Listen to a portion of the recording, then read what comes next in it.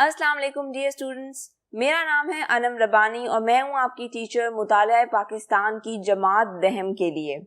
आज हमने सॉल्व करना है आपका टेस्ट पेपर नंबर 1, जिसमें हम सॉल्व करेंगे आपका ऑब्जेक्टिव सेक्शन और सब्जेक्टिव सेक्शन। थोड़ी बहुत बात करेंगे हम पेपर पैटर्न के बारे में और टाइम मैनेजमेंट के बारे में। तो चलिए शुरू करते हैं। तो बच्चों, अब हम शुरू करते हैं आपका टेस्ट पेपर नंबर 1 जमात दहम के लिए। इस टेस्ट पेपर के लिए आपका जो सिलेबस है वो है बाब नंबर 6, 7 और 8। पहले हम सॉल्व करेंगे आपका ऑब्जेक्टिव टाइप पेपर, जिसके लिए आपके पास हैं 15 मिनट यानी कि 15 मिनट्स। आपके पास ऑलमोस्ट 10 MCQs हैं और आपने 10 के 10 MCQs सॉल्व करने हैं। आपको एक बबल शीट भी दी जाएगी, आपने बहुत ध्यान से उस शीट को फिल करना है, क्योंकि अगर आप किसी एक MCQ में भी गलती कर जाते हो, किसी रॉन्ग सर्कल को फिल कर देते हो और दोबारा से उसको फिल करने की कोशिश करते हो तो वो नेगेटिव मार्किंग में चला जाएगा, यानी कि आपको उसका कोई मार्क्स नहीं मिलेगा, आपका वो मार्क्स जाया जाएगा। तो अब हम बात करते हैं MCQs की। MCQ नंबर 1, यौम तकबीर मनाया जाता है 28 मई को। पाकिस्तान ने एटमी धमाके किए इन 1998। करारदाद मकासद को 1973 के आइन का बाकायदा तौर पर कब हिस्सा बनाया गया? 1985 में। भारत ने पहले एटमी धमाके किस सहरा में किए? राजस्थान में। पाकिस्तान और भारत के दरमियान शिमला मुआहदा हुआ 1972 में। 1974 में दूसरी इस्लामी सरबराही कॉन्फ्रेंस मुनक्किद हुई पाकिस्तान में। डिविडेंड लाइन का मुआहदा सर डिविडेंड और अफगान बादशाह के दरमियान हुआ अमीर अब्दुल रहमान। पाकिस्तान में पन बिजली की पैदावार का सबसे बड़ा मंसूबा है तरबेला डैम। तेल की तलाश के लिए कौन सी कॉरपोरेशन कायम की गई? Oil and gas development corporation. Mangla dam किस दरिया पर तामीर किया गया? दरियाए जेहलम। बच्चों, अब हमने शुरू करना है आपका सब्जेक्टिव टाइप पेपर। आपका सब्जेक्टिव टाइप पेपर जो है उसके लिए आपके पास टाइम होगा 1 hour and 45 minutes। आपके पास है question number 2, 3, 4, 5 and 6। Question number 2 के मजीद 9 पार्ट्स हैं, 9 शॉर्ट क्वेश्चंस हैं, जिसमें से आपने 6 अटेम्प्ट करने हैं। हर शॉर्ट क्वेश्चन के 2 मार्क्स हैं, इसलिए आपने ये ध्यान रखना है कि आप 2 मार्क्स का ही आंसर लिखो। किसी भी शॉर्ट क्वेश्चन का बहुत लेंथी आंसर नहीं लिखना। बिल्कुल इसी तरह क्वेश्चन नंबर 3 है, उसके 9 शॉर्ट क्वेश्चन आंसर्स हैं, जिनमें से आपने बेस्ट 6 अटेम्प्ट करने हैं, यानी कि आपको सबसे अच्छे जो 6 शॉर्ट क्वेश्चन आंसर्स आते हैं आपने वो अटेम्प्ट करने हैं। Then question number 4, 5 and 6। 4, 5 and 6 में से आपने कोई से 2 लॉन्ग क्वेश्चंस अटेम्प्ट करने हैं। क्वेश्चन नंबर 2 है, कोई से 6 सवालों के जवाबात तहरीर कीजिए। यूनियन काउंसिल के 2 फराइज लिखें। यूनियन काउंसिल का पहला फर्ज अपनी हदूद के अंदर सिक्योरिटी का इंतजाम करना। दूसरा फर्ज अपने इलाके की तरक्की के लिए सालाना तरक्याती प्रोग्राम बनाना। तीसरा फर्ज मकामी सतह पर टैक्स लगाना और चौथा फर्ज बुनियादी नौइयत के फौजदारी और ख़ानदानी मसाइल को हल करना। नेक्स्ट क्वेश्चन, अमेरिका ने किस कानून के तहत पाकिस्तान को दिफाई सामान की फराहमी बंद कर दी? जनवरी 1992 में अमेरिका ने पाकिस्तान पर प्रेस्टर तरमीम की पाबंदियां आयद की और दिफाई सामान की फराहमी बंद कर दी। नेक्स्ट क्वेश्चन, 1973 के आइन को वफाकी आइन क्यों कहा जाता है? पहले आइनों की तरह 1973 के आइन में भी पाकिस्तान को वफाकी मुमलिकत करार दिया गया है। वफाक पाकिस्तान 4 सूबों, वफाकी दारुल हुकूमत और इससे मुल्हिका इलाकों, वफाक के ज़ेरे इंतज़ाम कबायली इलाका जात और सूबों से मुल्हिका कबायली इलाकों पर मुश्तमिल है। नेक्स्ट क्वेश्चन, सिंध तास मुआहदा किन ममालिक के दरमियान हुआ? सिंध तास का मुआहदा हिंदुस्तान और पाकिस्तान के दरमियान 1960 में आलमी बैंक के ताउन से तय पाया।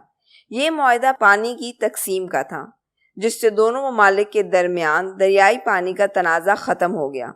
इस मुआहदे के तहत रावी, सतलज और ब्यास हिंदुस्तान, जबकि सिंध, चनाब और जेहलम पाकिस्तान के हिस्से में आए। نیکسٹ کوشچن، پاکستان اور عوامی جمہوریہ چین کے درمیان تعلقات کا آغاز کب ہوا؟ 1949 میں عوامی جمہوریہ چین کے قیام کے چند ماہ بعد ہی پاکستان نے اس کو تسلیم کر لیا، لیکن دونوں ممالک میں باقاعدہ تعلقات کا آغاز 1954 to 55 میں ہوا۔ نیکسٹ کوشچن، خارجہ پالیسی سے کیا مراد ہے؟ ایک ریاست دوسری ریاستوں سے تعلقات کے قیام میں کچھ بنیادی اصولوں اور مقاصد کو پیش نظر رکھتی ہے۔ اس حوالے سے جو پالیسی بنتی ہے اسے خارجہ پالیسی کہتے ہیں۔ نیکسٹ کوشچن، پاکستان میں معدنی وسائل کی ترقی کے لیے 1975 میں کس کارپوریشن کا قیام عمل میں آیا؟ معدنی وسائل کی ترقی کے لیے جو کارپوریشن بنائی گئی اس کا نام تھا معدنی ترقیاتی کارپوریشن، اور یہ 1975 میں عمل میں لائی گئی۔ نیکسٹ کوشچن، جپسم پر نوٹ لکھیں۔ جپسم فاسفیٹ کھاد کی تیاری میں خام مال کے طور پر استعمال ہوتی ہے۔ اس کے علاوہ یہ سیمنٹ کی صنعت، کاغذ سازی، plaster of Paris, sulphuric acid, رنگ و روغن کی صنعت اور برقی صنعت میں بھی استعمال ہوتی ہے۔ پاکستان میں کھیوڑا، ڈنڈور، داؤد خیل، قائد آباد، روہڑی، کوہاٹ، ڈیرہ غازی خان، لورا لائی اور سبی میں جپسم پایا جاتا ہے۔ نیکسٹ کوشچن، معدنیات کو کتنے گروپوں میں تقسیم کیا گیا؟ مثالوں سے واضح کریں۔ معدنیات کو دھاتی اور غیر دھاتی دو گروپوں میں تقسیم کیا گیا ہے۔ پاکستان میں دھاتی معدنیات میں لوہا، تانبا اور کرومائٹ وغیرہ، جبکہ غیر دھاتی معدنیات میں معدنی تیل، قدرتی گیس، خوردنی نمک، چونے کا پتھر، سنگ مرمر اور جپسم وغیرہ شامل ہیں۔ اب ہم شروع کرتے ہیں کوشچن نمبر 3، جس کے اگین 9 شارٹ کوشچن آنسرز ہوں گے اور آپ نے کوئی سے بیسٹ 6 اٹیمپٹ کرنے ہیں۔ تو پہلا کوشچن، بھٹو دور میں کی گئی لیبر اصلاحات کے 4 نکات تحریر کریں۔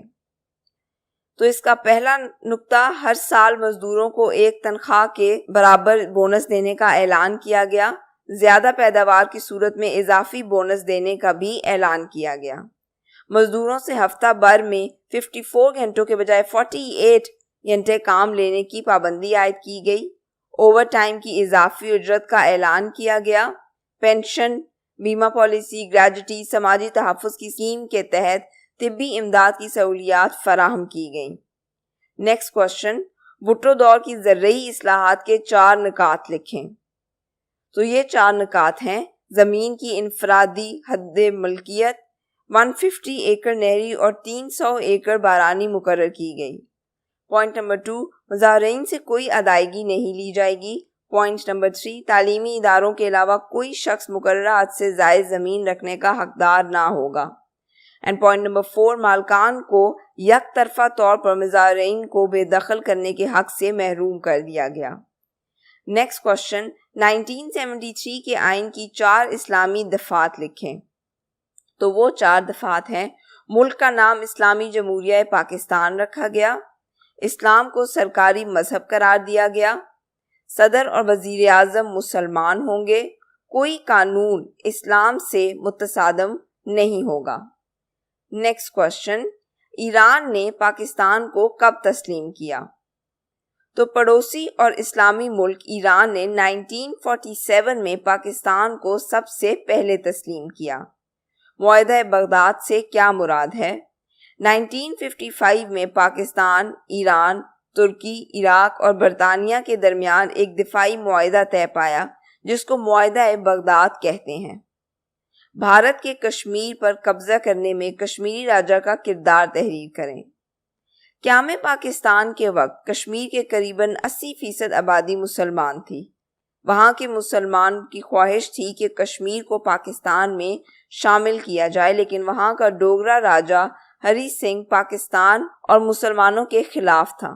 اس نے انتہائی تیزی سے کام لیتے ہوئے کشمیر کا الحاق بھارت سے کر دیا اور بھارتی فوجوں کو کشمیر میں داخل کر کے یہاں بھارت کا تسلط قائم کر دیا۔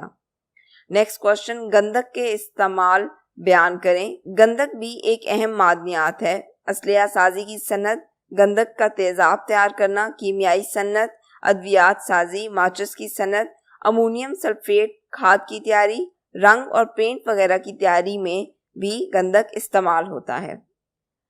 نیکسٹ کوشچن، پاکستان میں زراعت کو کیا اہمیت حاصل ہے؟ زراعت پاکستان کی معیشت میں ریڑھ کی ہڈی کی حیثیت رکھتی ہے۔ زراعت پاکستان کا واحد شعبہ ہے جس سے مجموعی قومی پیداوار کا تقریباً 18.5% حصہ حاصل ہوتا ہے۔ پاکستان کی کثیر آبادی بالواسطہ یا بلا واسطہ زراعت کے شعبے سے منسلک ہے۔ ملک کی لیبر فورس کا تقریباً 38.5% زراعت سے واسطہ ہے۔ زراعت پاکستان کے لوگوں کا سب سے بڑا پیشہ ہے۔ نیکسٹ کوشچن، پاکستان میں فصلوں کی فی ایکڑ پیداوار میں کمی کی وجوہات بیان کریں۔ تو پہلی وجہ، ہم آج تک زرعی میدان میں خود کفالت کی منزل کو نہیں پا سکے کیونکہ ہماری زراعت پسماندگی کا شکار ہے۔ آج ترقی یافتہ ممالک میں جدید ترین مشینوں کے ذریعے کھیتی باڑی ہوتی ہے، جبکہ ہمارے ہاں زراعت کے پرانے اور روایتی طریقے استعمال ہوتے ہیں جس سے فی ایکڑ پیداوار میں خاطر خواہ اضافہ نہیں ہو رہا۔ پوائنٹ نمبر 2، پاکستان میں آب پاشی کا وسیع نظام موجود ہے، لیکن یہ نہریں ساری زرعی زمین کو پانی مہیا نہیں کر سکتی جس سے آب پاشی کے مسائل پیدا ہو رہے ہیں۔ یہ بھی فی ایکڑ پیداوار میں کمی کی ایک وجہ ہے۔ پوائنٹ نمبر 3، قدرتی آفات جیسا کہ سیلاب اور زلزلے وغیرہ کا مسئلہ، غیر معیاری بیجوں اور کھاد کا استعمال، کسانوں کا تعلیم یافتہ نہ ہونا، زرعی قرضے کے حصول میں دشواری اور فصلوں کی بیماریاں وغیرہ بھی فی ایکڑ پیداوار میں کمی کی وجوہات ہیں۔ اب ہم آ جاتے ہیں آپ کے نیکسٹ کوشچن کی طرف، that is question number 4، Pakistan کے جوہری پروگرام کی وضاحت کریں۔ جیسا کہ میں نے آپ کو پہلے بھی بتایا تھا کہ آپ کے لانگ کوشچنز میں ہم صرف ہیڈنگز کی بات کریں گے۔ یہاں پر آپ نے ہر ہیڈنگ کے نیچے آلموسٹ 5 to 6 یا 6 to 7 لائنز لکھنی ہے۔ That would be enough for getting good marks. irrelevant مت لکھیے گا اور نہ ہی چیزوں کو بار بار ریپیٹ کیجیے گا۔ تو سب سے پہلے آپ تھوڑا بہت پس منظر لکھیں گے، اس کے بعد بھارت کا پہلا ایٹمی دھماکہ، پھر پاکستان اور فرانس کا ایٹمی ری پریسنگ پلانٹ کا معاہدہ، جنرل ضیاء الحق کا کردار، بھارتی پروپیگنڈا، ڈاکٹر عبدالقدیر خان کا اعلان، پریسلر ترمیم، بھارتی جنتا پارٹی، بل کلنٹن کا دباؤ، پاکستان کا ایٹمی دھماکہ، یوم تکبیر اور اس کے بعد حاصل کلام یعنی کہ کنکلوژن۔ میں نے آپ کو پہلے بھی ٹیسٹ پیپر میں بتایا تھا کہ آپ نے کنکلوژن لازمی لکھنا ہے، یعنی کہ آپ نے حاصل کلام لازمی لکھنا ہے۔ یک دم سے کوشچن کو اینڈ نہیں کر دینا کیونکہ یہ ایک اچھا امپریشن نہیں ڈالے گا آپ کے ایگزامینر پہ۔ اب ہم بات کر لیتے ہیں سوال نمبر 5 کی۔ چین پاکستان کا ہمسایہ ملک ہے جس نے ہر مشکل گھڑی میں پاکستان کا ساتھ دیا ہے، وضاحت کریں۔ یا پاکستان اور چین کی دوستی پر تفصیلی نوٹ لکھیں۔ تو اس کوشچن میں بھی پہلے آپ تھوڑا سا پس منظر دو گے، اس کے بعد پاکستان چین تعلقات کی مین ہیڈنگ آئے گی جس میں فردر سب ہیڈنگ آئیں گی۔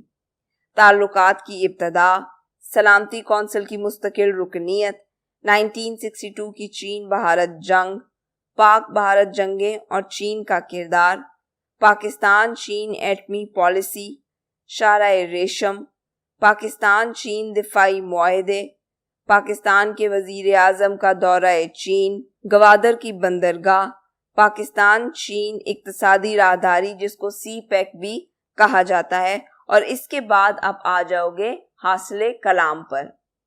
اور اب ہم آ جاتے ہیں آپ کے لاسٹ کوشچن یعنی کہ کوشچن نمبر 6 پر۔